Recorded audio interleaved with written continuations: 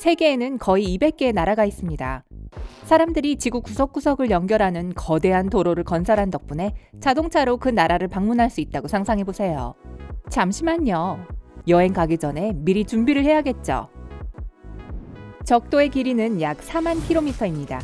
소리의 속도로 비행하는 제트 비행기를 타면 지구를 일주하는데 33시간이 걸립니다. 불행히도 우리에겐 그런 비행기가 없죠.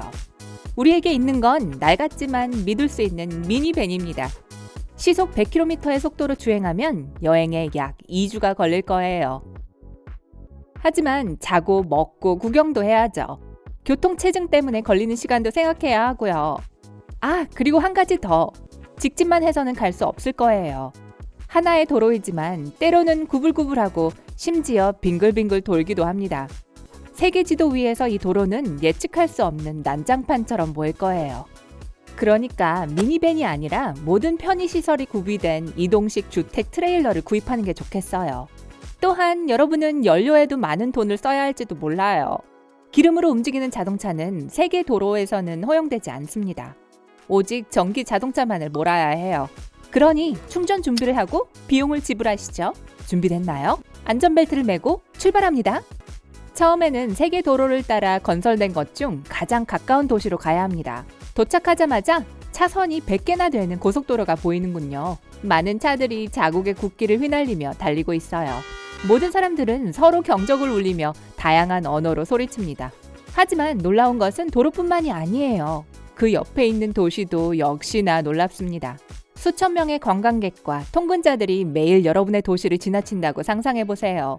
보통은 길가에 있는 숙소에서 잠을 자겠지만 세계 도로에서 사람들은 도시 경계선 안에 머무르는 것을 선호합니다. 모든 나라들은 외국 손님들의 눈에 띄고 멋져 보이고 싶기 때문에 소위 세계 도시라고 불리는 도시들은 웅장한 기념물, 아름다운 건축물, 그리고 공원으로 장식되어 있습니다. 물론 이 도시들의 부동산은 매우 비쌉니다. 어떤 나라에서는 수도 근처를 지나기도 합니다. 세계 도로는 높고 투명한 벽으로 울타리가 쳐져 있습니다. 어떤 도시에는 머무르려면 도시를 벗어나서 보안 검색대를 통과해야 합니다. 국가 간 국경에서 줄을 서서 기다릴 필요가 없기 때문에 정말 편리하겠죠. 이 도로는 제한 없이 지구 전체를 연결합니다. 도로 아래에는 교통을 통제하고 교통법규 위반을 막기 위한 전기 센서가 내장되어 있습니다. 운전자가 제한 속도를 초과하면 이러한 센서가 전기 자극을 보내 운전자의 차를 무력하게 만듭니다. 모든 차가 전기차이므로 충전소가 길가에 세워져 있고 전력이 떨어지면 언제든지 재충전이 가능합니다. 처음 며칠은 아주 조용합니다.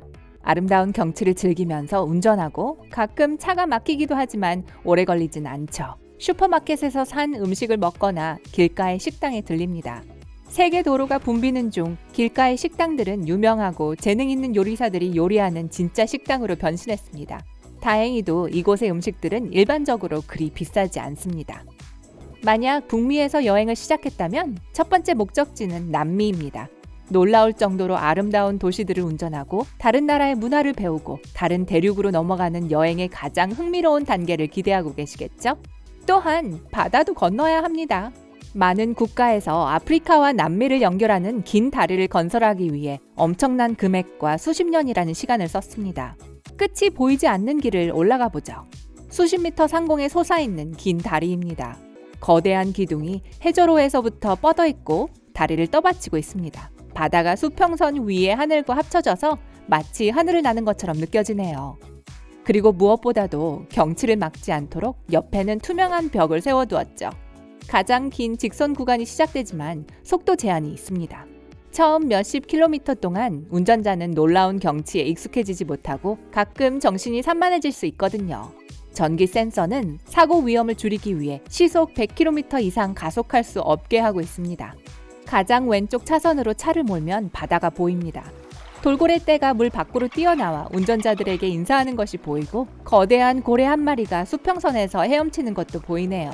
계속 운전을 하다 보니 곧 해가 지평선 아래로 저물고 있습니다. 환상적인 풍경입니다. 많은 사람들이 길가에 차를 세우고 아름다운 주황색 붉은 노을을 찍기 위해 차에서 내립니다. 밤이 되면 강력한 폭풍이 시작됩니다. 바다가 맹위를 떨치고 거대한 파도가 기둥에 부딪히고 물방울이 자동차에 떨어집니다. 번개가 번쩍이지만 운전자들은 두려워하지 않습니다. 도로 곳곳에 피레침이 설치되어 있거든요. 곧 폭풍이 가라앉습니다. 아프리카로 항해하는 배들을 지나 계속해 나아가고 있습니다. 생각보다 훨씬 더 빨리 도착할 것이라고 생각했지만 곧 큰 교통체증에 빠지고 맙니다. 이 도로는 작은 섬들을 지나갑니다. 그중 트리스탄 다 쿠냐가 있는데 이 섬들은 세계 바다에서 가장 외진 화산섬입니다. 이 도로는 수십 개의 방향으로 갈라져 이 섬으로 이어집니다. 수백 대의 자동차가 그곳을 돌면서 교통체증을 일으켰나 보네요. 몇 시간이 지나면 정상 속도로 돌아옵니다. 하루가 지났습니다. 휴식이 필요하니 길가에 차를 세우고 트레일러 안에서 주무셔야겠어요. 아침에 갈매기가 창문을 두드려 깨웁니다. 육지가 가까워졌다는 뜻이네요. 시원한 바람이 불어서 후덥지근한 공기를 날려보냅니다. 파란 바다는 노란 사바나로 바뀌었습니다.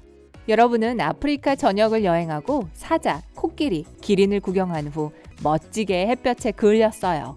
이제 바다 다리로 돌아가서 마다가스카르 섬으로 운전해 가죠. 이곳에서는 세계 어느 곳과도 다른 독특한 자연을 즐길 수 있습니다. 아프리카로 돌아가 유라시아를 통과하는 아주 긴 여정을 시작합니다. 모든 유럽 국가들을 방문하고 동쪽에서 출발해 인도에 도착합니다. 거의 모든 나라에 잠깐씩 머물렀군요.